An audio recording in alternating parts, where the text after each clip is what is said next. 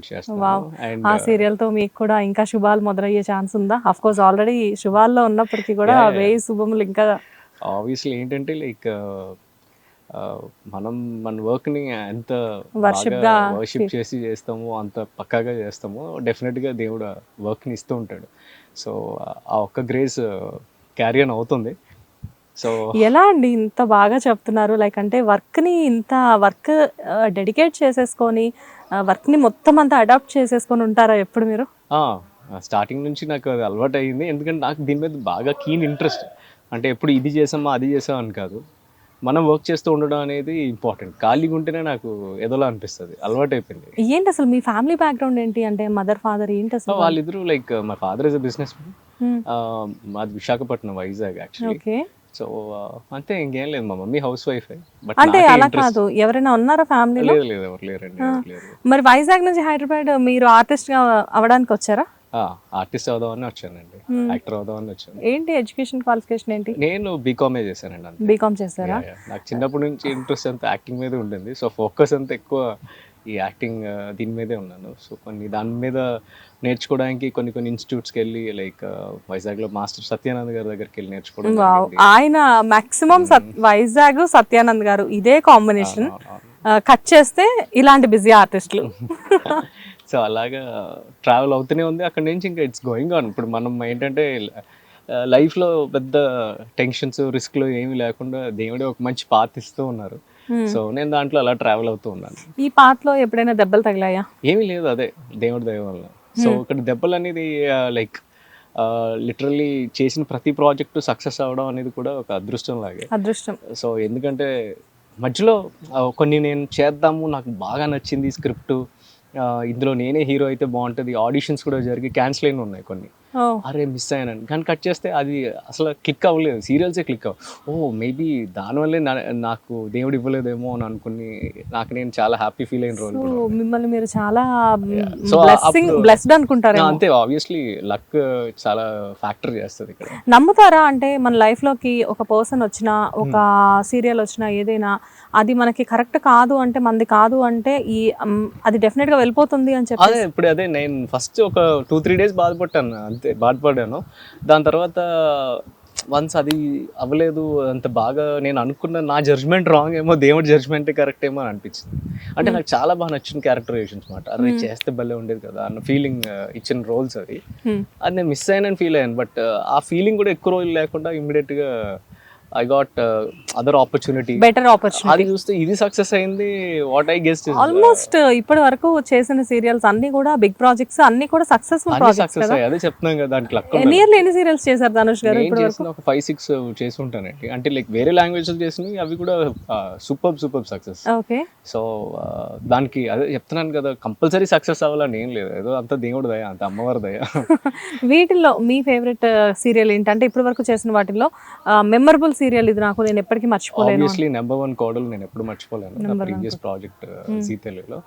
ఎందుకంటే కాస్టింగ్ కానీ అంత ఖర్చు పెట్టి ఒక సూపర్ సీరియల్, చాలా హై బడ్జెట్ సీరియల్ కదా అది.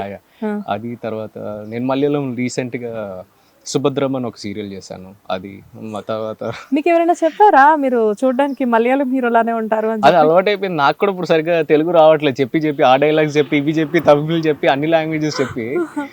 మిమ్మల్ని చూడగా ఎలా కనబడుతున్నారంటే, నాకు ఇప్పుడు మలయాళం హీరోస్ భలే గ్లామర్ గా బాగుంటారు.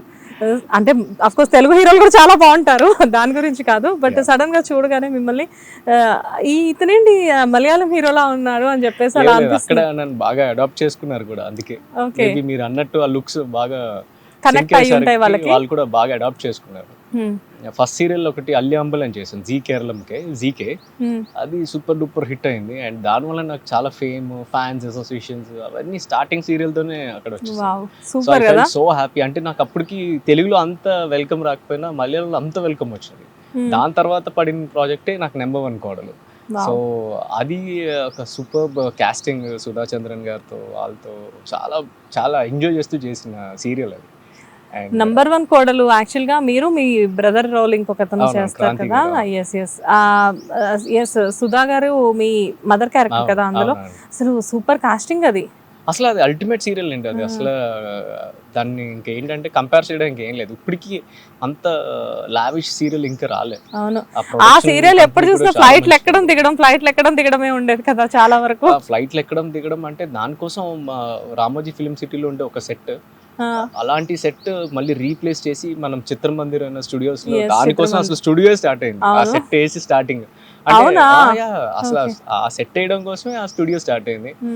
ఫస్ట్ సెట్ అక్కడ స్టూడియోలో. అండ్ ఇప్పుడు చాలా సక్సెస్ఫుల్ స్టూడియో అండ్ హౌస్ లో ఇంకా చాలా షూటింగ్స్ అవుతున్నాయి. నేను కూడా రీసెంట్ గా 2-3 షూట్స్ చేసా, అమ్మాయి గారు ఇవన్నీ. నేను మిమ్మల్ని ఫస్ట్ చూసింది నంబర్ 1 కోడలు సీరియల్ సెట్ లోనే.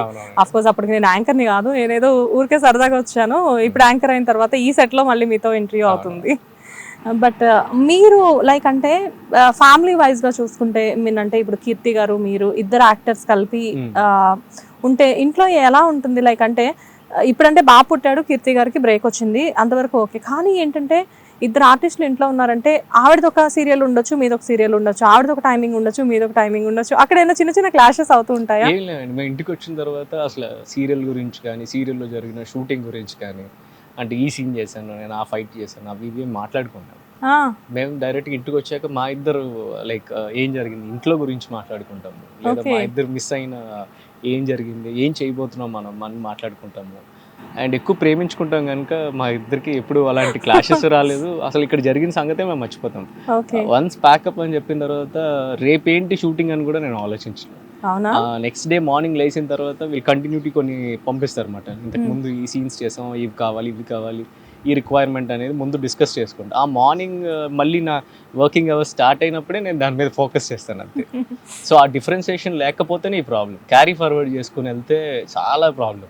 ఇక్కడ జరిగినవన్నీ ఒకటి చెప్పి, ఆల్రెడీ తను వేరే స్ట్రెస్లో ఉంటుంది, తన జరిగినవన్నీ నాకు చెప్పి నేను వేరే స్ట్రెస్లో ఉంటాయి. ఇంకా అక్కడ ఏ ఫీలింగ్స్ ఉండవు, ఏ కథలు అక్కడ చెప్పుకుంటూ ఉంటుంది. బేసిక్గా చాలా మంది వైఫ్ అండ్ హస్బెండ్ ఏంటంటే నైట్ ఇంటికి వెళ్ళగానే కూర్చొని సరదాగా ఈ రోజు మార్నింగ్ నుంచి ఆఫీస్లో ఇది జరిగింది, ఈ రోజు పొద్దున్న నుంచి అది జరిగింది అని చెప్పేసి చెప్పుకుంటూ ఉంటారు. అంటే డిఫరెంట్ ఫీల్డ్స్లో ఉండేవాళ్ళు.